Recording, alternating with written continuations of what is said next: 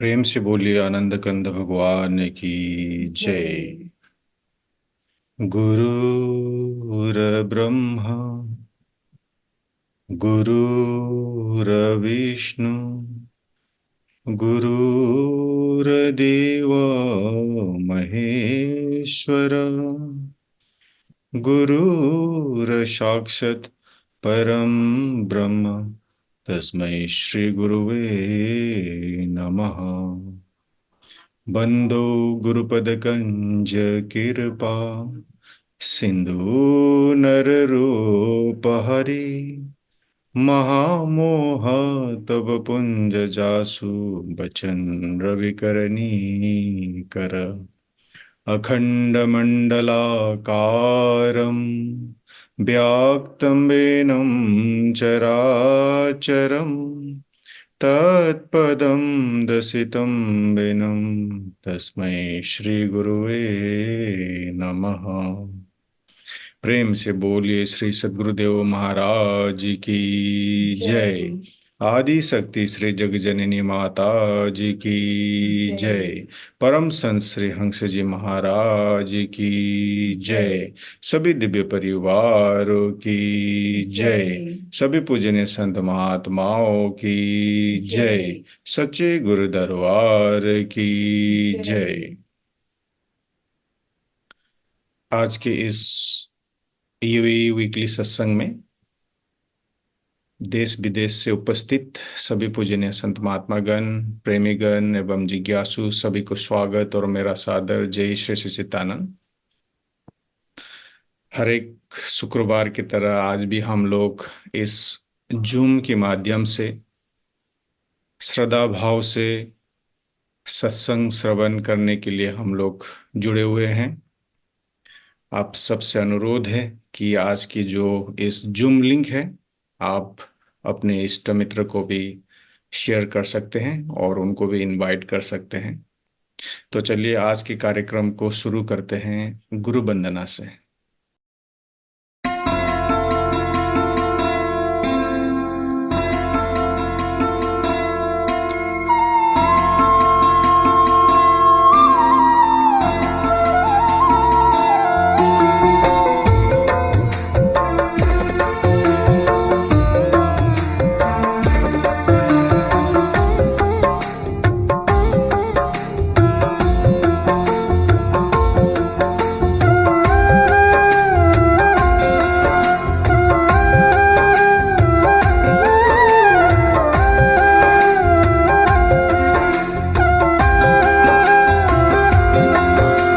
चरण कमल बलिहारी रे, प्रभु चरण कमल बलिहारी रे।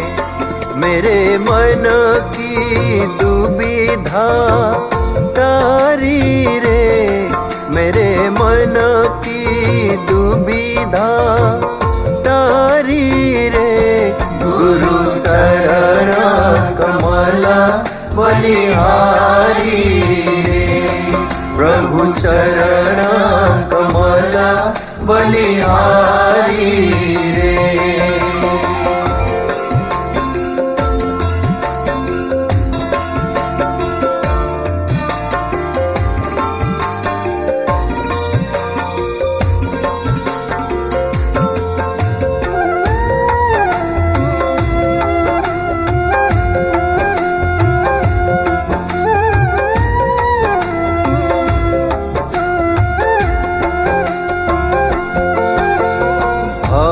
सागर में नीर अपारा, भव सागर में नीर अपारा।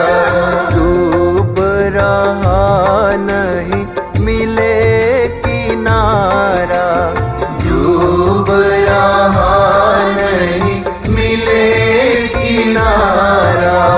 पल में लिया उबारी रे, प्रभु पल में लिया उबारी रे।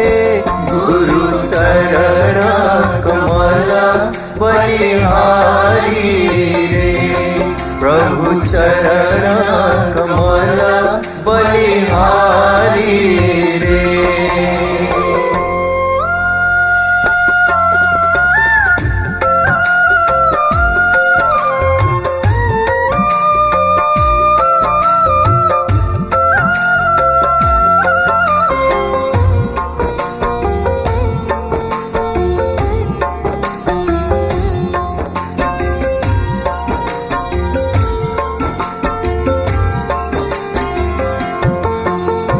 काम क्रोध मद लोभ लुटेरे, काम क्रोध मद लोभ लुटेरे, जन्म जन्म के बैरी मेरे, जन्म जन्म के बैरी मेरे, सबको दीन मारी रे, प्रभु सबको दीन मारी रे, गुरु चरण कमल बलिहारी रे, प्रभु चरण कमल बलिहारी रे।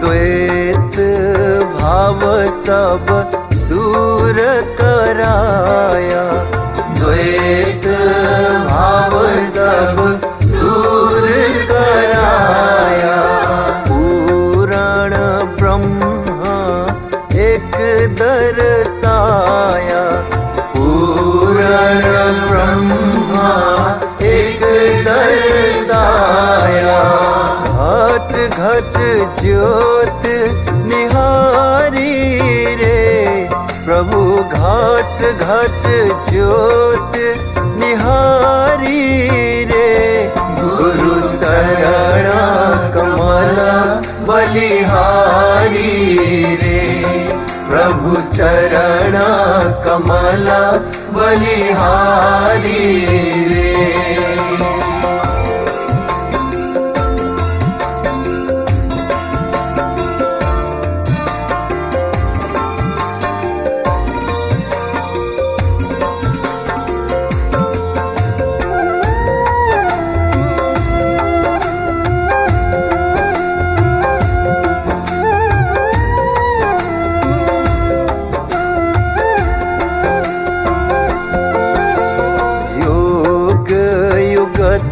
गुरु देव बताए, योग युगत गुरु देव बताए, ब्रह्मानंद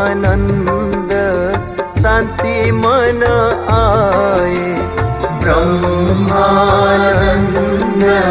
शांति मन आए, मानुष देह सुधारी रे, प्रभु मानुष देह सुधारी रे, गुरु चरण कमल बलिहारी रे, सद्गुरु चरण कमल बलिहारी रे, मेरे मन की दुविधा टारी रे, मेरे मन की दुविधा टारी रे, गुरु चरण कमल बलिहारी रे, प्रभु चरण कमल बलिहारी रे, गुरु चरण कमल बलिहारी रे।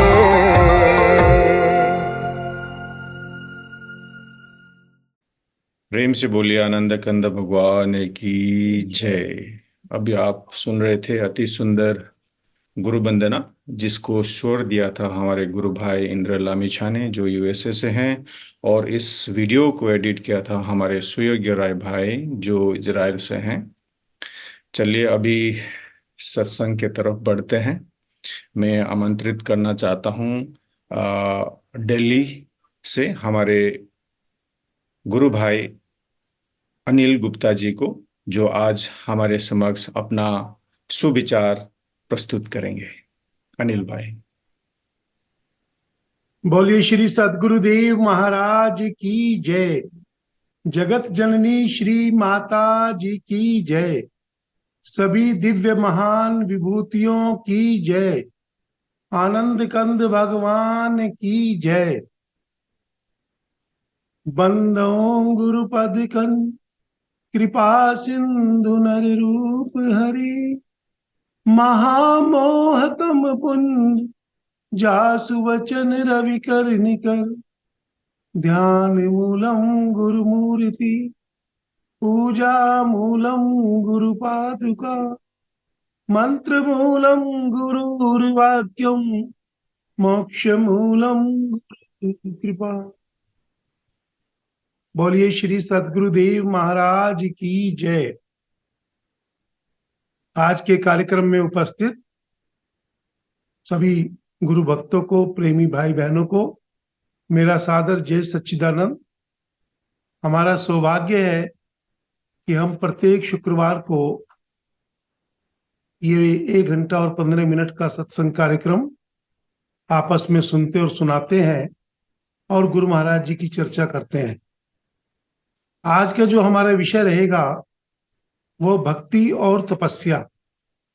सज्जनों, भारत एक ऐसा देश है जहां पर अनेक संत महात्मा मुनि ज्ञानी ध्यानी और अनेक ऐसे ऐसे संत फकीर हुए हैं जिन्होंने अपने अनुभव के आधार पर अनेक पुस्तकों का निर्माण किया। वहां कहीं पढ़ाई लिखाई का विषय नहीं था। जो उनके जीवन में अनुभव आए उन्होंने उसको लिपिबद्ध कर दिया, लिख दिया। वैसे तो कहा गया है कि योग अनेक प्रकार से विभाजित किया गया। जैसे महर्षि पतंजलि ने इसको अष्टांग योग का नाम लिया, हठ प्रदीपा में हठ योग का नाम लिया, कहीं कर्म योग का नाम लिया, कहीं क्रिया योग का नाम लिया, कहीं राज योग का नाम लिया। अर्थात अनेक प्रकार की योग की विधियां बताई गई। ज्ञान योग, कर्म योग, हठ योग, राजयोग, क्रिया योग, अष्टांग योग, और उसमें से एक सुंदर नाम है भक्ति योग। भक्ति योग क्या है? हर योग की अपनी एक प्रक्रिया है। जब एक मनुष्य प्रेम से, वात्सल्य से, मस्ती से, आनंद से परिपूर्ण होकर के अपने प्रभु का ध्यान करता है तो उसको भक्ति योग कहते हैं। भक्ति योग के अंदर कहीं ज्ञान नहीं आता, कहीं विद्वत्ता नहीं आती। भक्ति योग के अंदर कहीं पर भी ऐसा परिभाषित नहीं किया गया कि जिन्होंने भक्ति करी वो बहुत ही बड़े विद्वान थे, ज्ञानी थे, ऋषि थे, मुनि थे। ऐसा नहीं बताया गया। इसका सबसे सुंदर एग्जाम्पल भगवान कृष्ण और गोपियों का आता है। कहते गोपियां भगवान कृष्ण की रास में, उनकी लीलाओं में इतना आनंद लेती थी कि वो भक्ति विभोर हो जाती थी और अपने और कृष्ण के बीच में भेद भूल जाती थी। तभी तो कहा है ना कि उद्धव को जब भगवान कृष्ण ने भेजा कि तुम गोपियों को समझाओ कि वो ज्ञान की ओर आगे बढ़े, इससे कुछ होना हुआना नहीं है। तो उद्धव जी ने सारे प्रयास करे और अंत में हार करके वो भी उसी भक्ति योग में, उसी ज्ञान में, उसी प्रेम में, उसी मस्ती में डूब गए। ओके भगवान, ये तो विषय ही ज्ञान का नहीं है, ये विद्वत्ता का विषय नहीं है, ये बुद्धि का विषय नहीं है, इसमें तो केवल और केवल प्रेम का विषय है। दूसरा नरसिंह भगत का हम एग्जाम्पल सुनते हैं।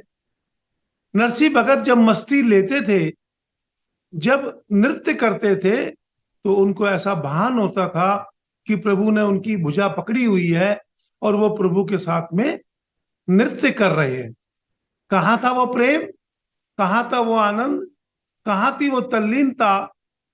वो सब केवल और केवल प्रेम के कारण थी। तो नरसिंह भगत आनंद लेते थे। कहते हैं कि नरसिंह भगत के कारण ही भगवान ने उसका भात भरा। ये सब क्या है?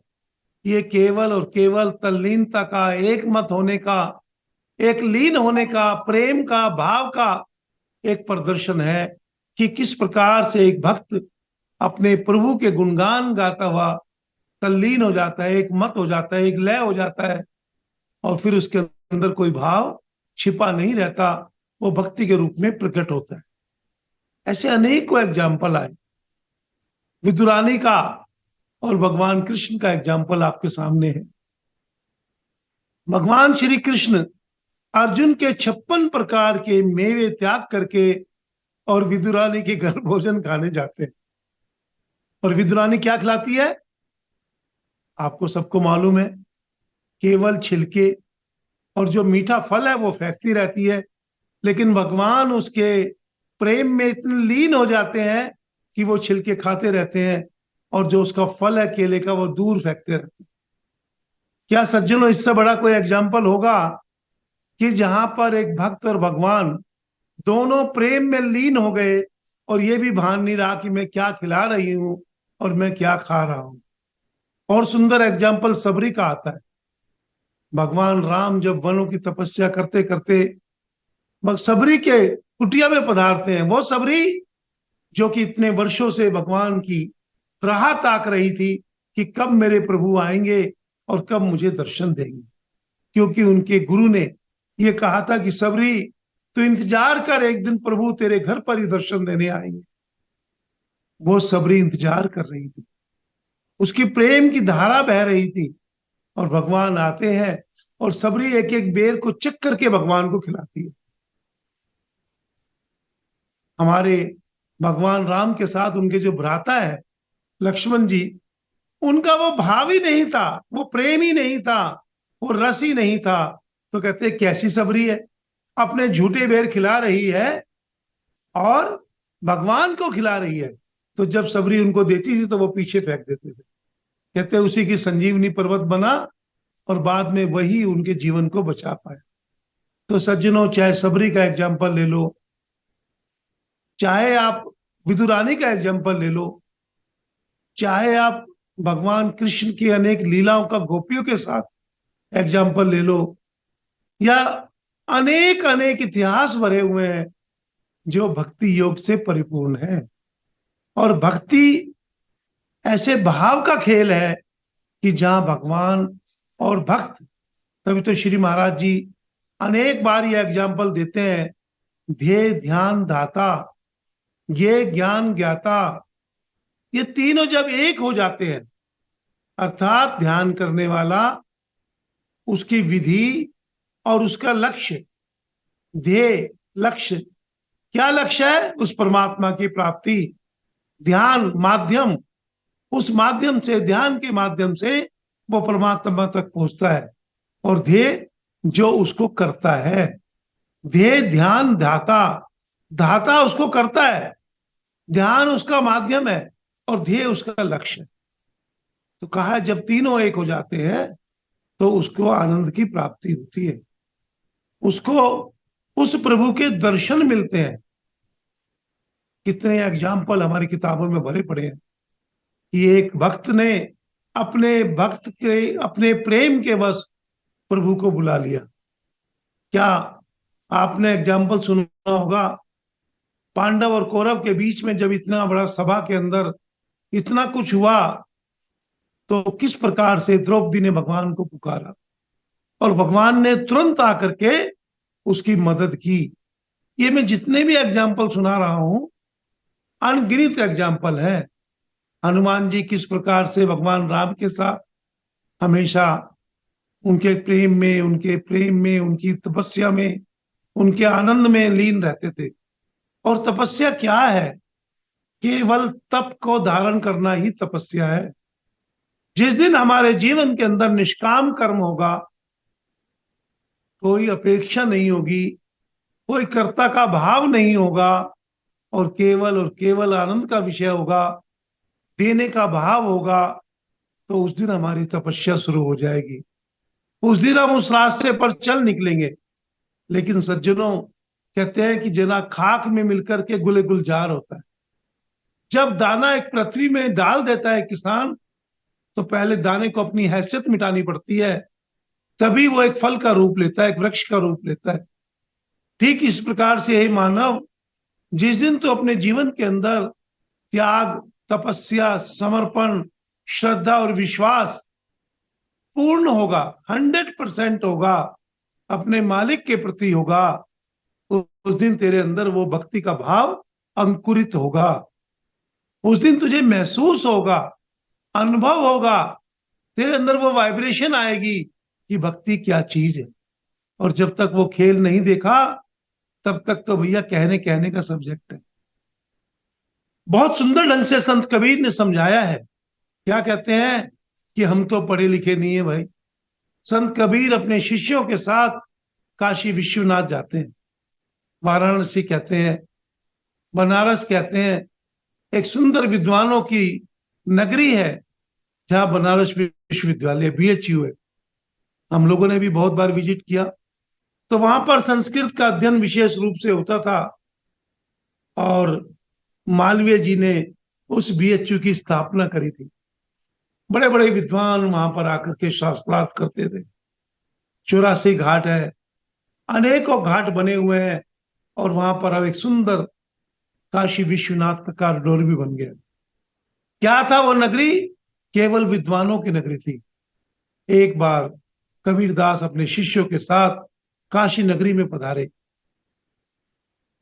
अब बड़े बड़े विद्वानों को, मंडलेश्वर को, महामंडलेश्वर को सूचना पहुंच गई कि एक संत अपने विषयों के साथ काशी नगरी में पधारे।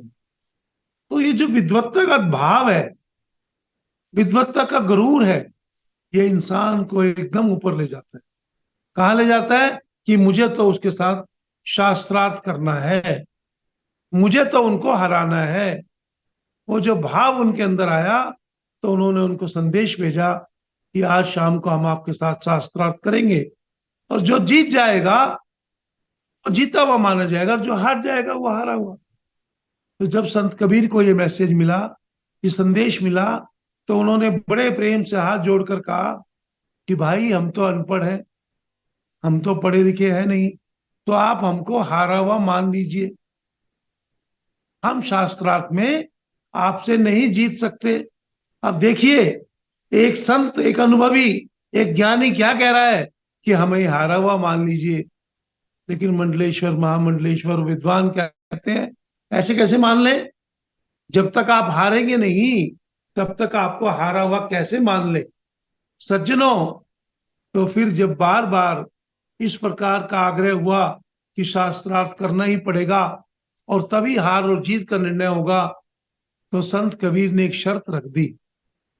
क्या शर्त रखी? कि भाई, जो भी हम शास्त्रार्थ करेंगे वो ज्ञान के आधार पर नहीं, अनुभव के आधार पर करेंगे। अर्थात जो आप मुख से बोलोगे, अगर उसका आपको अनुभव है, तो वो शब्द आपके मुख से निकलने चाहिए, और अगर अनुभव नहीं है, तो केवल सूचनाओं के आधार पर शास्त्रार्थ नहीं होगा। अर्थात समझ करके बोलेंगे या बोल करके समझेंगे। कितना गहन सब्जेक्ट है कि जो आप बोलेंगे वो समझ करके, समझा हुआ बोलेंगे, ना कि बोलने के बाद समझेंगे कि हमने क्या बोला। विद्वानों ने मन में विचार किया कि हमने जितने भी पुस्तकों का अध्ययन किया, जितने भी शास्त्रों का अध्ययन किया, वो तो केवल और केवल पढ़ करके किया, विद्वत्ता के आधार पर किया। लेकिन हमने उसको समझा नहीं, उसका अनुभव नहीं किया। और एक शब्द, एक संत का एक शब्द उनको ठोस लगा गया, उनको चोट लगा गया कि जो मुख से बोलेंगे वही बोलेंगे जो आपने समझा, न कि जो आपने पढ़ा या लिखा। तो विद्वानों ने आत्मसमर्पण कर दिया एक संत के सामने और कहा, हे प्रभु, हम तो केवल और केवल विद्वत्ता के आधार पर बोलते हैं, हमें उसका ज्ञान नहीं है, हमें उसका अनुभव नहीं है, हमने अपने जीवन में उसको नहीं समझा है। तो सज्जनों, भक्ति क्या है? ये कहने और सुनने का सब्जेक्ट नहीं है, ये तो केवल अनुभव का सब्जेक्ट है। जब हम अपने जीवन में उसको अनुभव करेंगे, वो केवल और केवल गुरु महाराज जी की असीम अनुकंपा से ही मिल सकती है, उनके आशीर्वाद से ही मिल सकती है। जब हम साधना करेंगे, उनकी आत्मा को प्रसन्न करेंगे, तो स्वाभाविक रूप से हम उसमें लीन हो जाएंगे। और अगर हमने साधना नहीं करी, हमने वो कमाई नहीं करी, वो अनंतनाद नहीं सुना, वो प्रकाश की क्रिया नहीं करी, वो नाम का सुमिरन नहीं किया, वो घट घट अमृत का पान नहीं किया, तो सज्जनों, केवल और केवल कहने तक का विषय रहेगा। कहते तो सभी धर्मशास्त्र है। और इसी प्रकार से गुरुद्वारे में जाओ तो कहते हैं, जैसो चंदा उगवे सूरज चढ़े हजार, एता चांदन होंदिया गुरु बिन घोर अंधार। रामायण देखो तो कहते हैं, परम प्रकाश रूप दिन राती, नहीं चाहिए कछु दिया घृत बाती। सभी शास्त्रों में लिखा है, गीता में लिखा है, न तद वास्ते सूर्यो न शशांको न पावका, यद गत्वा न रतन्ते तद धाम परमम। अध्याय 16 का 5वां श्लोक। उसी को नूरे इलाही कहा, उसी को डिवाइन लाइट कहा तो एक ही है सज्जनों। लेकिन जब मानव प्रेम में बंद करके, आनंद लीन होकर के अपने मालिक के चरणों में सिमटता है, उनके चरणों को याद करता है, उस साधना को करता है, तो उसको भक्ति कहा जाता है। भक्त और भगवान के रिश्ते को केवल या तो भक्त समझ सकता है या भगवान समझ सकते हैं। बीच की दूसरी ऐसी कोई कड़ी नहीं जो कि भक्त और भगवान के रिश्ते को समझ सके। ऐसे तप और तपस्या का जो भाव है, वो आंतरिक भाव है, बाहरी भाव नहीं है। जब मानव अपने अंदर तपस्या करता है, उस प्रभु का नाम का सुमिरन करता है, उसका गुणगान गाता है, तो निश्चित मानो कि उसको उसका आनंद मिलता है।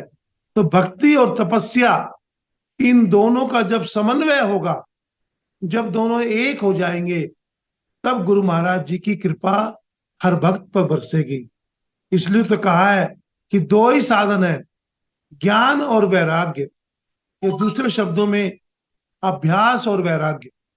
एक मनुष्य जब वैराग्य भाव से निरंतर उसका अभ्यास करेगा, तो निश्चित मानिए कि वो प्रेम के रस में रंग जाएगा।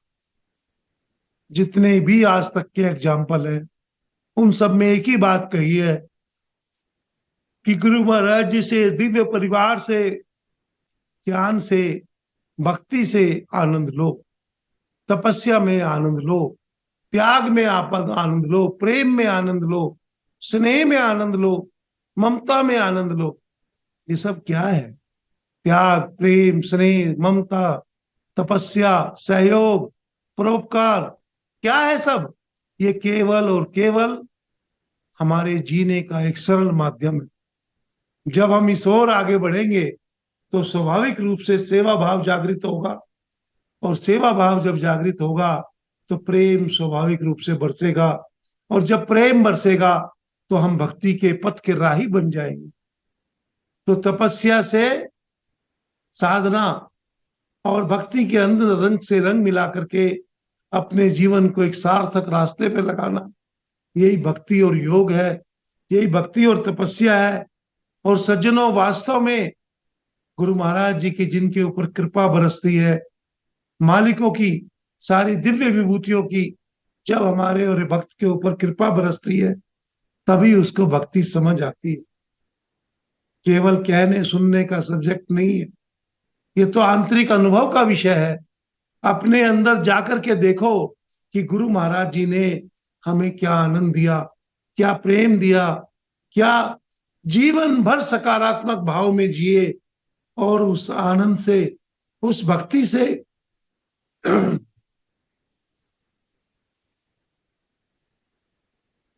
सॉरी, उस तपस्या से हमारा जीवन प्रेम और आनंद में भर गया।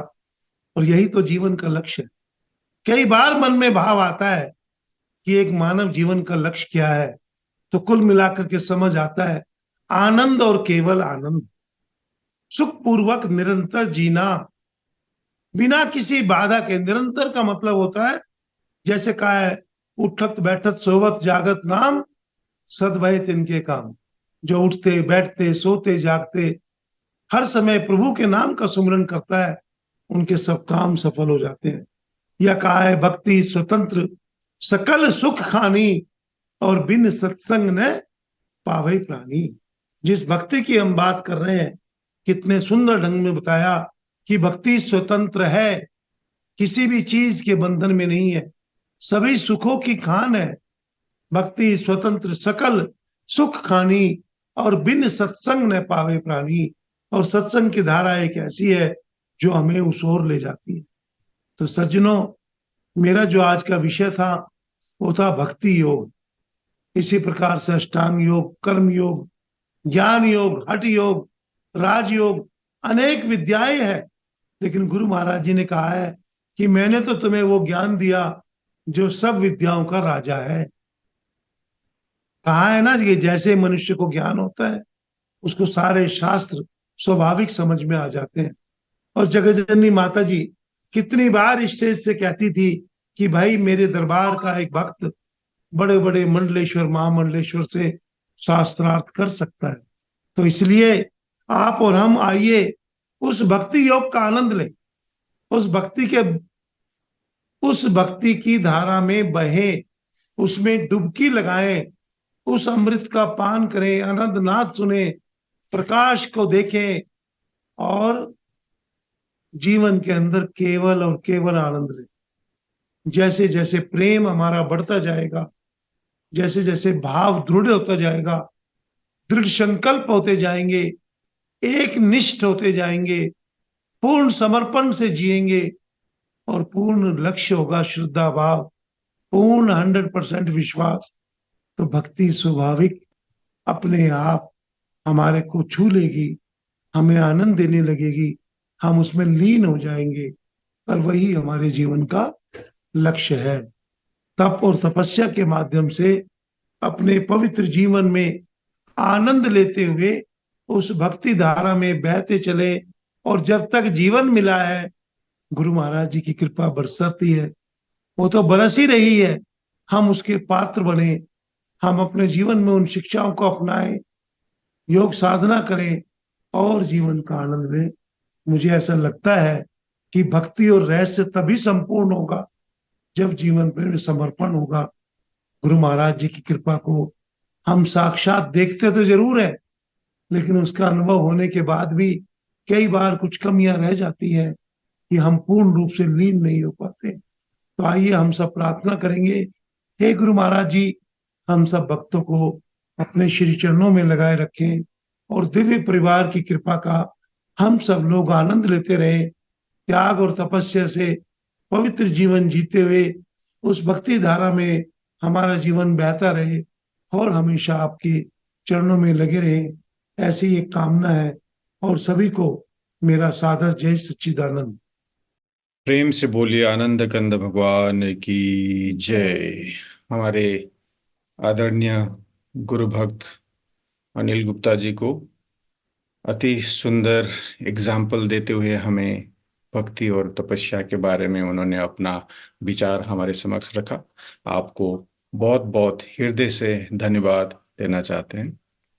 चलिए अभी एक छोटा सा भजन होगा, भजन के लिए मैं आपको ले चलता हूँ दिल्ली। हमारे गुरु बहन नीलम यादव जी को मैं अनुरोध करता हूँ अपना भजन प्रस्तुत करने के लिए। प्रेम से बोलिए श्री सद्गुरुदेव महाराज की जय। आदि शक्ति जगत जननी श्री माता जी की जय। घर ले सको तो ले लो हरि नाम का सहारा, एक दिन यहीं पर छूटे घर बार सब तुम्हारा। घर ले सको तो ले लो हरि नाम का सहारा, एक दिन यहीं पर छूटे घर बार सब तुम्हारा, घर ले सको तो ले लो। प्रभु की कृपा से तूने मानव शरीर पाया, जग जाल में उलझ कर तूने इसे गवाया।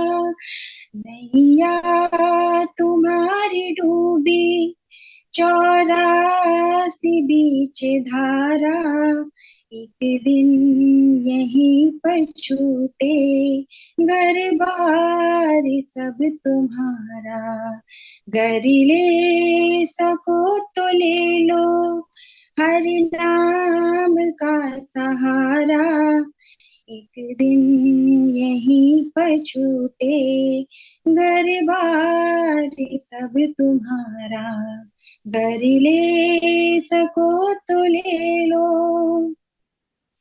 सतगुरु शरण में तूने मन को नहीं लगाया, सांसों का ये खजाना क्यों व्यर्थ ही गवाया। सतगुरु शरण में तूने मन को नहीं लगाया, सांसों का ये खजाना क्यों व्यर्थ ही गवाया। तन के नशे में रहकर की जिंदगी गुजारा, एक दिन यहीं पर छूटे घर बार सब तुम्हारा, घर ले सको तो ले लो हरि नाम का सहारा, एक दिन यहीं पर छूटे घर बार सब तुम्हारा, घर ले सको तो ले लो। रह कर कुसंग में ही सत्संग को भुलाया, अब मूड काहे सोचे जब अंत काल आया। रह कर कुसंग में ही सत्संग को भुलाया, अब मूड काहे सोचे जब अंत काल आया। पापों का बोझ भारी सिर से नहीं उतारा, एक दिन यहीं पर छूटे घर बार सब तुम्हारा, घर ले सको तो ले लो हरि नाम का सहारा, एक दिन यहीं पर छूटे घर बार सब तुम्हारा, घर ले सको तो ले लो। सतगुरु शरण में आ जा, दुख दूर होंगे सारे, सुख शांति का खजाना तुमको मिलेगा प्यारे। सतगुरु शरण में आ जा, दुख दूर होंगे सारे, सुख शांति का खजाना तुमको मिलेगा प्यारे। सेवक ने अपना जीवन सत्संग से गुजारा, एक दिन यहीं पर छूटे घर बार सब तुम्हारा, घर ले सको तो ले लो हरि नाम का सहारा, एक दिन यहीं पर छूटे घर बार सब तुम्हारा, घर ले सको तो ले लो, घर ले सको तो ले लो। प्रेम से बोलिए श्री सद्गुरुदेव महाराज की जय। आदि शक्ति जगत जननी श्री माता जी की जय। प्रेम से बोलिए आनंद कंद भगवान की जय। हमारे नीलम बहन को अति भावपूर्ण भजन प्रस्तुति के लिए आपको बहुत बहुत आभार और धन्यवाद। चलिए अभी सत्संग के लिए हम लोग सूरत आश्रम चलते हैं। हमारे पूजनीय महात्मा अंगिरा बाई जी को मैं अनुरोध करता हूं अपना सत्संग विचार से हम सबको लाभान्वित करने के लिए। वन्दे बोधमयं नित्यं गुरुः शङ्कररूपिणं यमाश्रितो हि वक्रोऽपि चन्द्रः सर्वत्र वन्दते।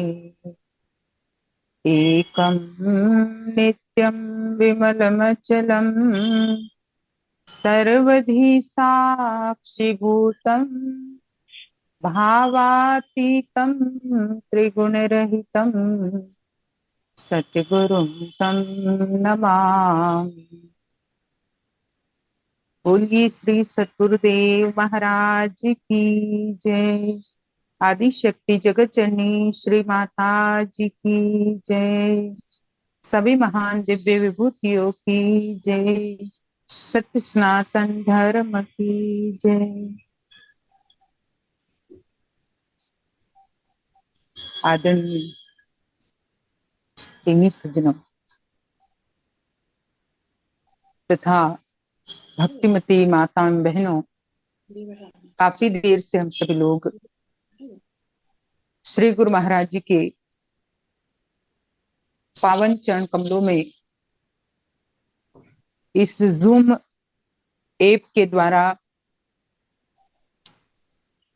हमारे अनिल भाई का सुंदर सत्संग विचार श्रवण कर रहे थे। और अभी अभी भजन में सुना, घर ले सको तो ले लो हरि नाम का खजाना, एक दिन यहाँ पर छूटे हर बार सब तुम्हारा। हमारे ज्ञानी लोगों ने ईश्वर के नाम का महत्व, उसकी महिमा समझाते हुए जीवन में हमें एक ऐसी चेतावनी भी दी कि नाम का महत्व अगर समझ गए तब तो जीवन आबाद है, लेकिन अगर ये नहीं जाना तो एक दिन सब कुछ यहीं छूट जाएगा, जिसे पाने के लिए हम दिन रात अपने समय को उसमें लगा रहे। वो सब कुछ यहीं छूट जाएगा। तो अगर लेना ही है तो है जीव तो ईश्वर के नाम का, नाम को ले, उस प्रभु के नाम का सुमिरन कर, क्योंकि वही एक खजाना है जो तेरे साथ में जाए। बाकी तो सब कुछ यही छूट जाएगा। अब ऐसे में संत ज्ञानियों की चेतावनी कई बार, जब तक हम कहीं कुछ भजन सुनते हैं, कहीं कुछ सत्संग प्रवचन सुनते हैं, तब तक तो हमारे दिमाग में रहती है। लेकिन जैसे ही उस परिसर से, उस एरिया से हम थोड़ा सा दूर हटते हैं और फिर से अपने रोजमर्रा के कामों में लग जाते हैं, तो हम उस बात को भूल जाते हैं और वही चीजें करने लग जाते हैं जो यहीं छूटने वाली। और इसीलिए ये सत्संग जब बार बार हम सुनते हैं, क्योंकि वैसे तो बहुत सुना, कहा साखी शब्द बहुत सुना, मिटा न मन का दाग, संगति से सुधरा नहीं, ताका बड़ा अभाग। भाई बहुत कुछ हमने सुना आज तक और सुनते ही आ रहे हैं, लेकिन फिर भी अगर ये सब बातें हमारे मन तक नहीं पहुंची, हमने कान तक तो इसे पहुंचाई, सुना, लेकिन मन तक नहीं पहुंची, तो मन में जो माया का, मन में जो कामनाओं का दाग लगा हुआ है, मन में जो कुछ पाने का दाग लगा हुआ है, ये कहाँ मिट पाता है। और ऐसे में कहा कि कितनी भी संगति कर ली, जब मन का दाग ही नहीं मिटा, मन में वो एक शब्द गया ही नहीं, मन ने वो कुछ सुना ही नहीं और परिवर्तन मन में आया ही नहीं, तो जीवन में परिवर्तन नहीं आता, जीवन में सुधार नहीं आता। हम सुनते जरूर है, हम अपने आप उस समय ऐसा सोचने लग जाते हैं कि नहीं भाई, अब से ये सब कुछ साइड रखते हुए केवल हम सुमिरन ही करेंगे, केवल हम ईश्वर का नाम ही लेंगे। लेकिन फिर वही माया के चक्कर में हम उलझ जाते हैं और उसी में लग जाते हैं। तो संगति करने से भी नहीं सुधरे तो कहा ताका बड़ा अभाग। वो अभागा जीव है कि ऐसी अच्छी संगति पाने के बाद भी, ऐसे अच्छे सत्संग को पाने के बाद भी उस सत्संग को मन तक न पहुंचाने के कारण उसके जीवन में कोई परिवर्तन नहीं आया। तो मन तक पहुंचाने के लिए ही साधु संत हमें बार बार जिक्र करते हैं, बार बार कहते हैं, हे भाई तू हमेशा ज्ञानियों की संगति में रहे, तो हमेशा साधु पुरुषों की, महापुरुषों के सानिध्य में अपने जीवन को बिता, महापुरुषों के सानिध्य में अपने समय को लगा। और जब उनकी नजदीकी हम पाते रहेंगे, बार बार हमें उनकी नजदीकी मिलेगी, उनका सानिध्य मिलेगा, तो अपने आप हमारे मन के जो दाग है, मन में जो मोह माया के दाग है, वो धीरे धीरे दूर होते चले जाते। और उसी के लिए गुरु महाराज जी ने हमें ये ज्ञान का साबुन दिया है। अभी अभी हम अनिल भाई के द्वारा सुन रहे थे भक्ति योग के बारे में। भक्ति का जो योग, जो केवल प्रेम ही प्रेम का, उसे एक तरह से प्रेम योग भी कहा जाता है, जहां एक भक्त अपने इष्ट के सिवा, अपने परम प्रभु के सिवा, अपने सदगुरु के सिवा कहीं और अपने मन को नहीं भटकाता। वो केवल अपने इष्ट की प्रसन्नता चाहता है, केवल अपने सदगुरु महाराज की प्रसन्नता चाहता है, उसे और कोई दूसरी चीज नहीं चाहिए। और ऐसे भक्ति योग को पाने के लिए जो गोपियों की बात कही गई, कितना उनके अंदर भाव था, कितना प्रेम था। राधा जी का जो प्रेम है उसका पर्याय कोई दूसरा हो ही नहीं सकता। ऐसा प्रेम था राधा जी का। हम त्रेता युग में भरत जी के प्रेम की बात सुनते, कितना प्रेम भरत जी का,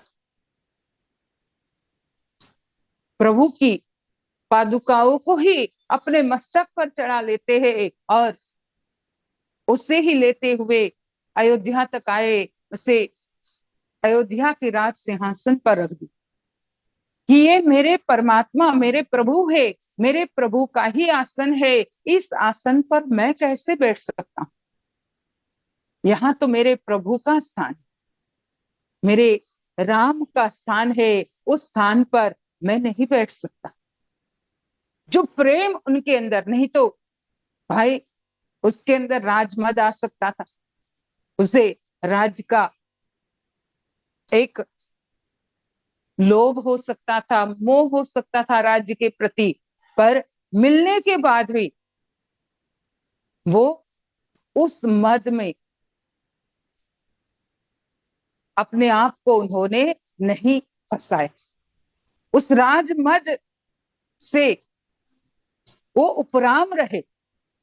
वो चीजें उनके सामने आते हुए भी, ये भी उनके जीवन की एक परीक्षा थी, क्योंकि भक्तों के जीवन में कई बार ऐसी परीक्षाएं आती है, ऐसे टेस्ट आते हैं, उसे उस समय परखा जाता है कि ये कहाँ पर स्टैंड करता है। भरत जी के लिए भी ये एक ऐसी परीक्षा की घड़ी थी, पर भरत जी के मन में तो जरा सा भी कोई संशय नहीं था, कोई दूसरा उनके मन में ऑप्शन ही नहीं था। केवल वो उस आसन पर राम को ही देख रहे थे, राम के ही दर्शन कर रहे थे। तो उनके मन में कोई दूसरा ऐसा था ही नहीं। तो कहां से फिर राजमदन, कहां से फिर वो परीक्षा में अनुत्तीर्ण होते? वो तो फिर उसमें उत्तीर्ण ही होते, और वो हुए। दोनों माताओं ने भी, पहले तो कैकेयी माता को तो उन्होंने बहुत कुछ सुनाया ही कि अब से मैं तुम्हें माँ कह करके नहीं बुलाऊं, लेकिन जब माँ कौशल्या और माँ सुमित्रा के पास गए तो कौशल्या माता तो कुछ नहीं बोले, लेकिन सुमित्रा माता ने एक व्यंग्य के रूप में कि तुम्हारे कलेजे को ठंडक पड़ गई। उधर तो राजा दशरथ जी का सब पड़ा हुआ है, और सुमित्रा माता ये बोल रही है कि तुम्हें अब शांति हो गई, तुम्हें तो अब राज्य मिल गया, तुम्हें अब यहाँ आने की क्या जरूरत थी, तुम्हें तो सब कुछ जो चाहिए था मिल गया। लेकिन उस समय भरत जी बड़े करुण स्वर में कहते हैं, रोने लग जाते हैं कि माँ, मेरे मन में ऐसा कुछ भी नहीं, अगर ऐसा हो तो ये संसार में जितने भी पाप है वो सब मुझे लग जाए, संसार के जितने लोगों के पाप है वो सब मैं अपना लूं। मैंने अगर ऐसा मेरी माँ के साथ मिलकर के कोई षड्यंत्र रचा, ये मेरे कारण हुआ हो। कहीं ऐसे उन्होंने नाम दिए कि मुझे ये हो जाए, वो हो जाए, ऐसा हो जाए, अगर मैंने किया हो। और तब माँ कौशल्या उनको गले लगा देती, और तब भरत जी के बारे में स्वयं प्रभु राम भी तो कहते हैं, जब लक्ष्मण जी ने उन पर शंका की, चित्रकूट में जब गए तो दूर से देखा कि ये तो भरत पूरी सेना लेकर के आ रहा, तो लक्ष्मण जी ने अपने हिसाब से क्रोध में, गुस्से में अनेक तरह की बात कर ली, इसे राजमद हो गया और ये हमें भी यहाँ से अपने जीवन से ही हटाना चाहते हैं। लेकिन तब भगवान राम कहते हैं कि स्वयं इस संसार के रचयिता ब्रह्मा आकर के भी इस बात को कहे तो मैं नहीं मानूंगा कि भरत ऐसा सोच सकता है।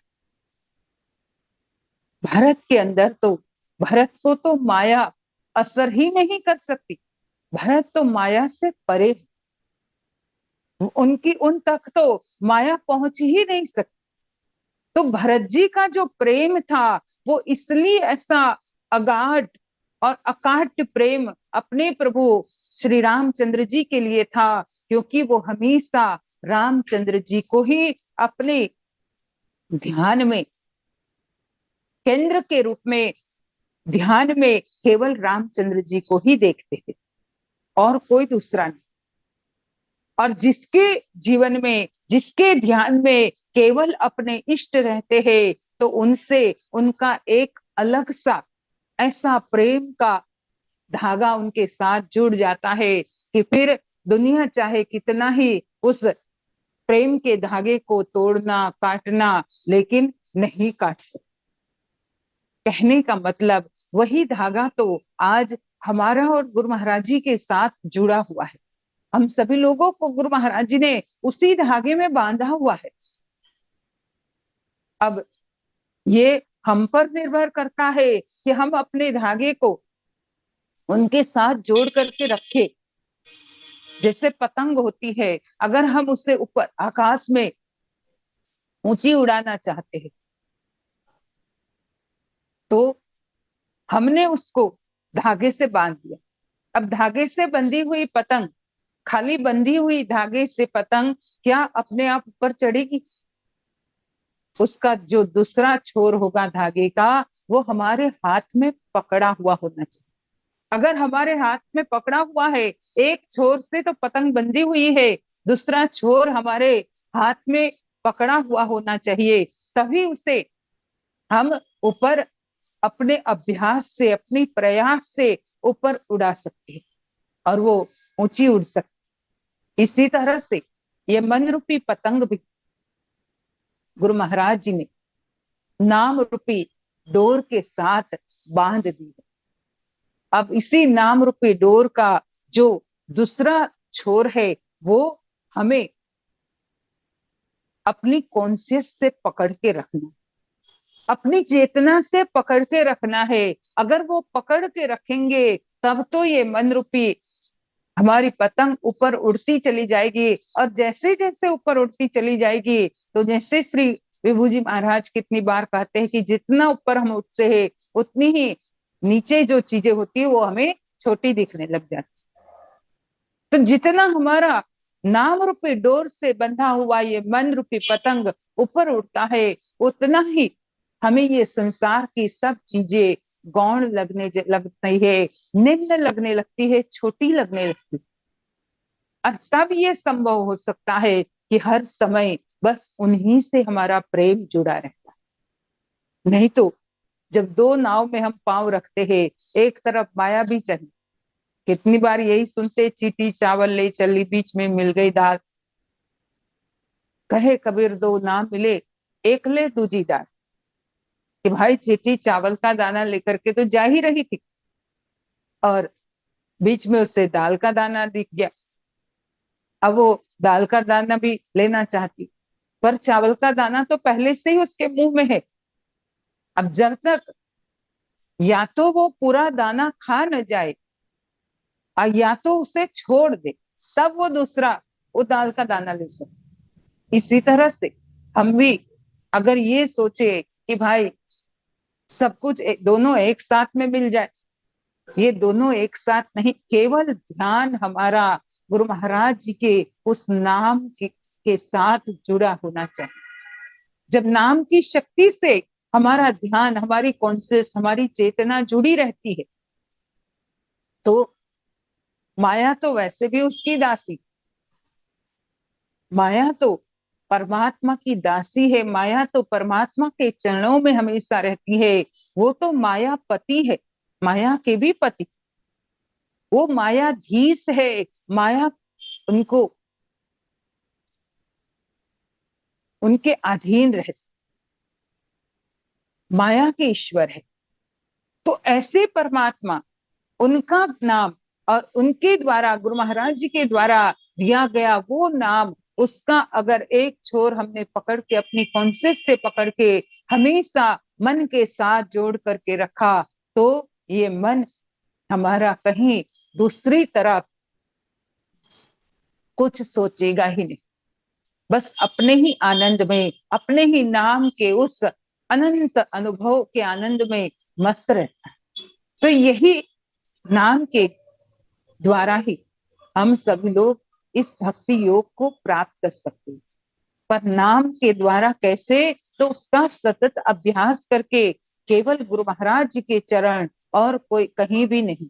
इधर उधर जरा सा मन इधर उधर हम लगाना शुरू कर देते हैं ना, वहीं से हमारा ये अध्यात्म के पथ पर थोड़ा थोड़ा विचलित होना शुरू हो जाता, हम पूरा डगमगा जाते हैं।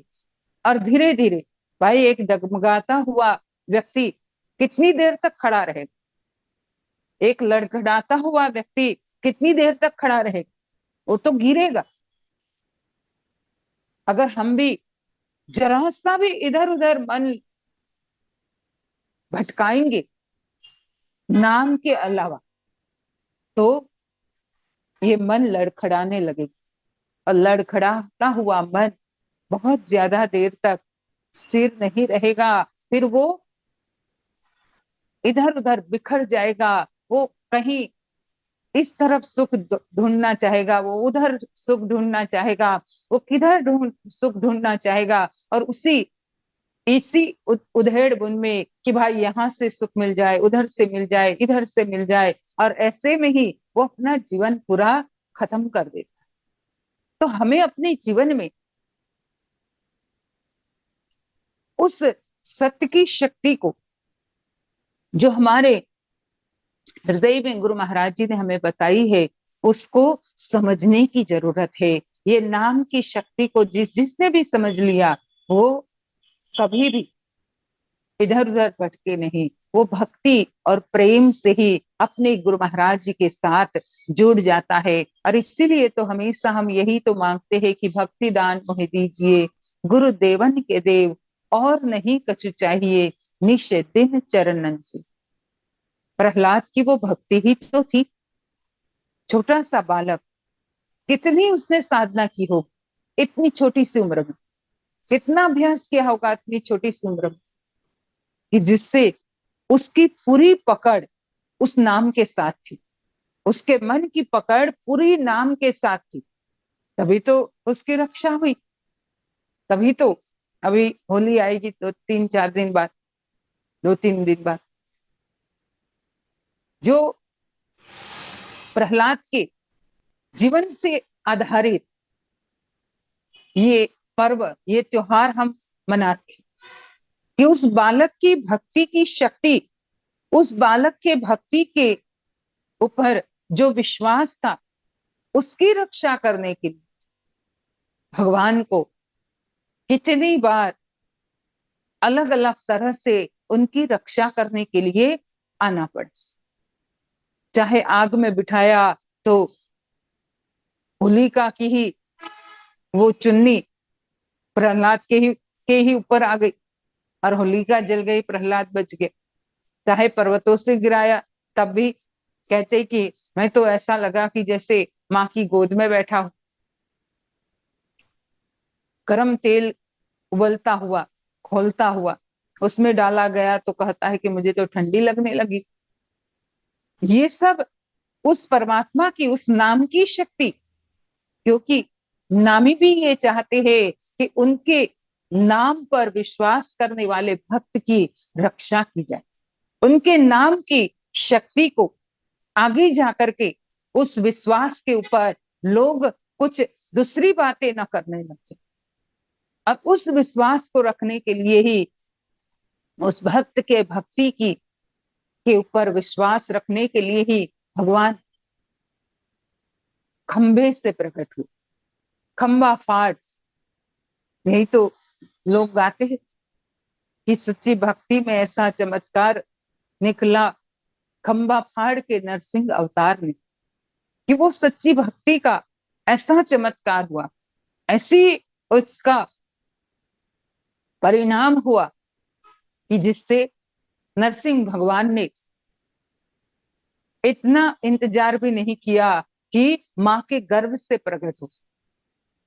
और अवतार तो माँ के गर्भ से प्रकट हुए, लेकिन नरसिंह भगवान तो खंबे से ही प्रकट हो गए, क्योंकि वहां 9 महीना उनको इंतजार करना। अगर उस समय प्रहलाद जब उस गरम गरम खंभे को आलिंगन करने जा रहा था, जब हिरण्याकश्यप ने कहा कि क्या तेरे विष्णु इसमें भी है, तेरे भगवान इसमें भी है, कहा हाँ इस खंभे में भी है, मेरे में भी है, हे पिताश्री आप में भी है मेरे भगवान। तो उसी खंभे को गर्म करवाया गया और उसी को कहा कि अगर है तो दिखा, और उसके लिए इसे तेरे भगवान को तू आलिंगन कर, उसको मिल। और तब कहा जाता है कि जैसे ही वो आलिंगन करने गया तो भगवान वहां नरसिंह रूप में प्रकट हो गए। उस समय अगर भगवान माँ के गर्भ से प्रकट होने की सोचते 9 महीना, तो वो इतना लंबा इंतजार, वहां भक्ति की विश्वास, भक्ति के प्रति विश्वास पर आंच आ सकती थी। कहने का मतलब कि ऐसे ऐसे भक्तों के जीवन में जो भक्ति की उन्होंने एक मशाल जलाई, और उस मशाल के द्वारा आज इतने युगों बाद भी हम उसके नाम से इतना बड़ा त्योहार मनाते हैं, और बाद में उसी की खुशी में कि भक्त की भक्ति की लाज बच गई, तो उसी की खुशी में हम एक दूसरे पर रंग डालते। ये भी तो भाई भक्ति का ही रंग है, जो सदगुरु महाराज हमारे मन को रंगते हैं। सदगुरु महाराज हमारे केवल तन को नहीं, हमारे मन को रंगते हैं। तन का रंग तो फिर भी धोने से निकल जाएगा, लेकिन जिसका मन भक्ति और प्रेम के, सदगुरु की भक्ति और प्रेम के रंग में रंग गया है, वो हमेशा लाल लाल ही रहता।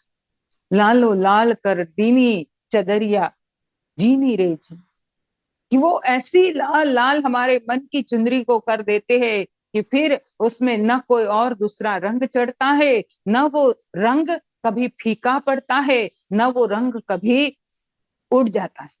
वो हमेशा एक ही जैसा रहता है। और ऐसा रंग गुरु महाराज जी ने हम सभी लोगों के मन पर लगाया है। नाम का रंग, भक्ति का रंग, प्रेम का रंग।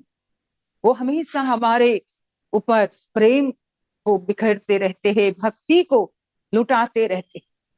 अब हमारा ये कर्तव्य बन जाता है कि हम भी उसी भक्ति और प्रेम के रंग को संजो के रखें। अगर हम इसका पूरी तरह से हर समय उस तरफ ध्यान नहीं देंगे, तो एक दिन ऐसा आएगा कि ये इतना अच्छा, ये भक्ति और प्रेम का रंग मिलते हुए भी हम उसकी कदर नहीं कर पाएंगे, हम उसकी कीमत नहीं समझ पाएंगे। तो उसके लिए ही इस मन को उस नाम के रंग के साथ जोड़ने की जरूरत है, नाम के साथ जोड़ने की जरूरत है। और यही ये होली का त्योहार भी हमें सिखाता है। ये 2 दिन गुरु महाराज जी का भी प्रोग्राम होगा सतलोक आश्रम में।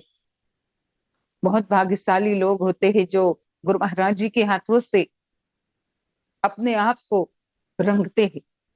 भाई दुनिया में एक दूसरे के ऊपर तो लोग रंग डालेंगे ही, लेकिन जब गुरु महाराज जी, जिसके लिए हम यही कहते हैं कि मेरे सदगुरु महाराज ने मेरी चुनर रंग डाली, सदगुरु महाराज चुनर रंगते हैं। और ऐसा साक्षात जब इस कलिकाल में सगुण रूप में आए हुए सदगुरु महाराज के द्वारा जीव को मौका मिलता है, अवसर मिलता है, तो वो जीव बड़ा भाग्यशाली होता है।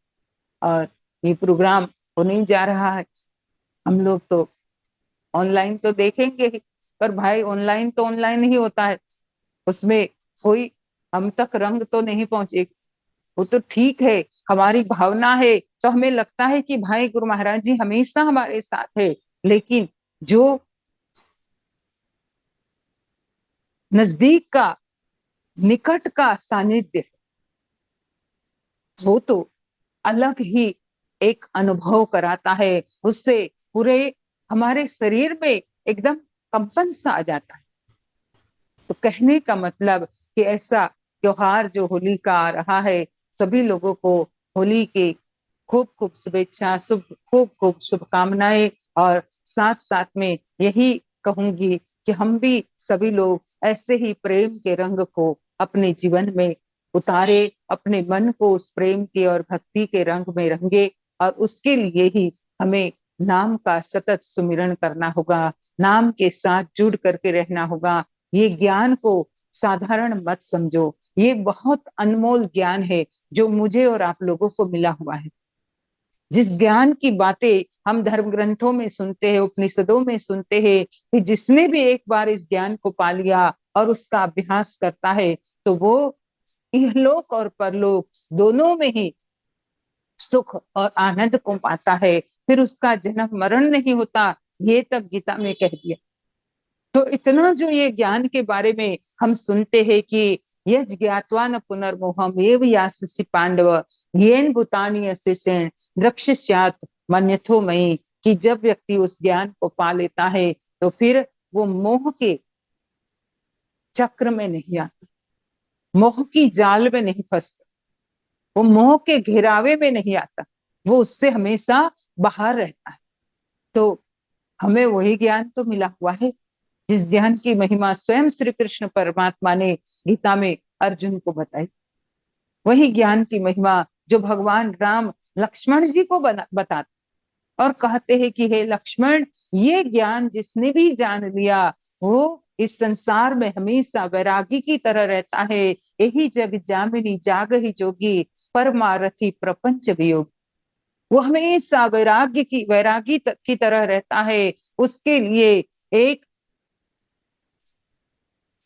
सोना भी उसके लिए मिट्टी के समान है। वो संसार को तृण के समान समझते, माया को तृण के समान समझते हुए इस संसार में रहता है और अपने मन को हमेशा ईश्वर के सुमिरन में लगा।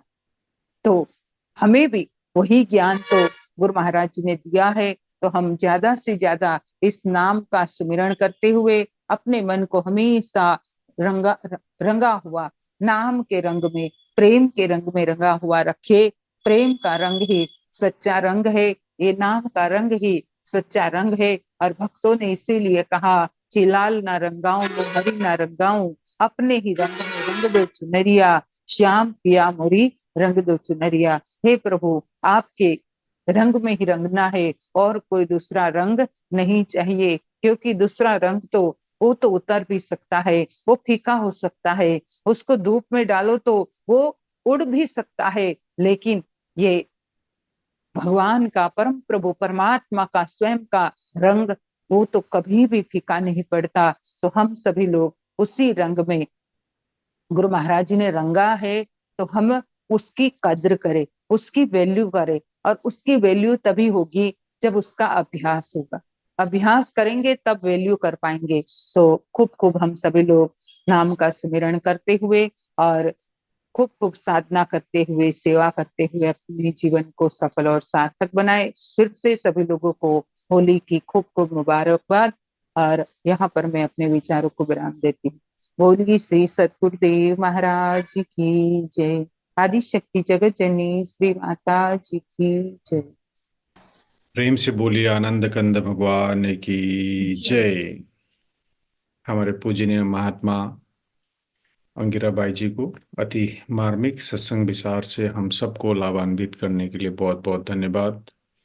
हमारे अनिल गुप्ता जी और नीलम बहन को भी बहुत बहुत धन्यवाद। और आज के इस कार्यक्रम में जितने भी महानुभाव देश विदेश से जुड़े हुए हैं, आप सबको भी बहुत बहुत धन्यवाद। आप सब जानते ही हैं कि ये हमारा जो यूई वीकली सत्संग है, every Friday Dubai time 8 PM to 9:15 PM तक होता है।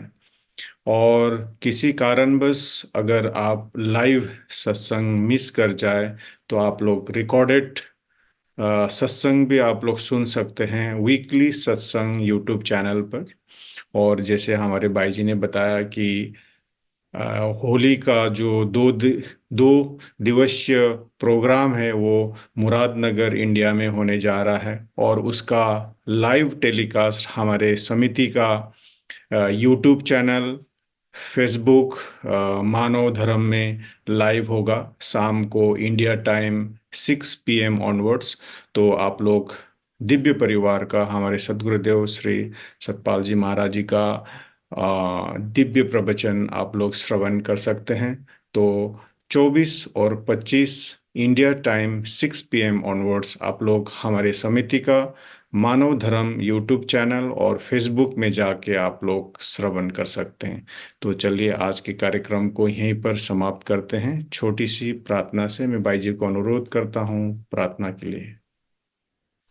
त्वमेव माता च पिता त्वमेव त्वमेव बन्धुश्च सखा त्वमेव त्वमेव विद्या द्रविणं त्वमेव त्वमेव सर्वं मम देव देव त्वमेव सर्वं मम देव देव त्वमेव सर्वं गुरुदेव देव भक्तिदान मोहि दीजिए गुरुदेवन के देव और नहीं कुछ चाहिए इस दिन चरणन से बार बार वर मांग हूँ हर्ष देहु श्रीरंग पद सरोज अन पायनी भक्ति सदा सतसंग। हे मेरे नाथ, आप अपनी सुधामय सर्वसमर्थ पतित पावन अहेतु की कृपा से मानव मात्र के हृदय में विश्व बंधुत्व एवं विश्व शांति की उदार भावना को जागृत कर जिससे वे सुख दुख के बंधन से मुक्त हो आपके पवित्र प्रेम का आस्वादन कर कृतकृत्य हो जाए, धन्य धन्य हो जाए। बोली श्री सद्गुरुदेव महाराज की जय। आदि शक्ति जगत जननी श्री माता जी की जय। परमाराध्या श्री अमृता माता जी की जय। सभी महान दिव्य विभूतियों की जय। सांचे दरबार की जय। सत्य सनातन धर्म की जय। थोड़ी देर सभी लोग नाम का स्मरण करें।